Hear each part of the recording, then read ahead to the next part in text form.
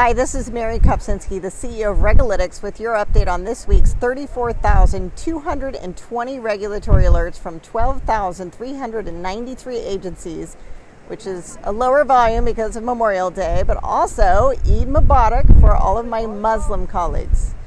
I'm filming from my family's favorite getaway, which some of you may recognize as the JW Marriott in Cancun.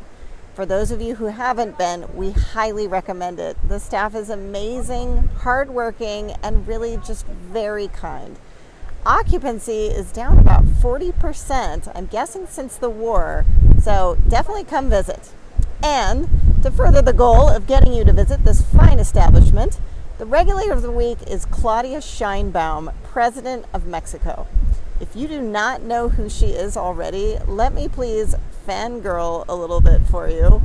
She has a PhD in energy engineering and was part of the UN Intergovernmental Panel on Climate Change, the panel that shared the Nobel Peace Prize in 2007 with Al Gore. She then became the mayor of Mexico City. She cut the homicide rate by 50%, and in 2024 was elected Mexico's first female president and first person of Jewish heritage to hold that office in more than 200 years. But what I admire most this week is her style.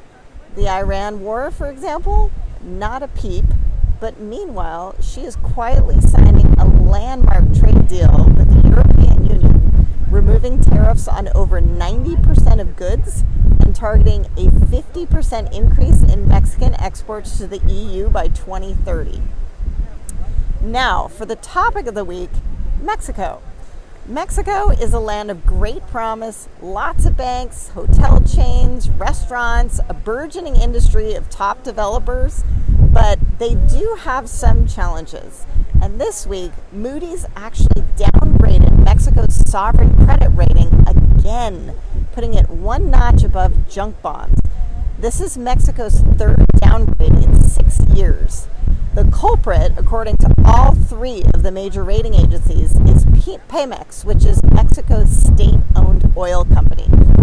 Pemex was once Mexico's crown jewel, generating nearly half of government revenue at its peak.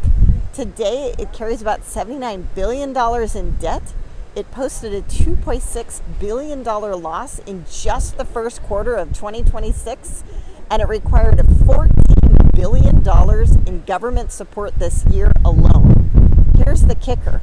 Pemex lost money this quarter, even though the price of oil surged from the war, which tells you a lot about the mismanagement. And this is quite a bummer because the sovereign gets downgraded, it means the banks follow. So Moody's also downgraded BBVA, Mexico, Banorte, Santander, and Banamex this week, not because those banks are in trouble, but because the bank's ratings are anchored to the country's ceiling. And for the record, Mexico's banking regulator, the CNBV, just confirmed all 8 systemically important banks in Mexico are well capitalized and exceed their requirements. Sheinbaum says that Pemex will be self-sufficient by 2027. Moody's says the debt is not stabilizing fast enough. So it's an interesting topic to watch. I, for one, am totally betting on Mexico, and I encourage all of you to check out the JW Marriott in Cancun. And that's it this week for Regalytics. We have the global supply chain of the world's regulatory alerts in one very easy-to-use place. If you need a solution for anything related to regulation, give us a call.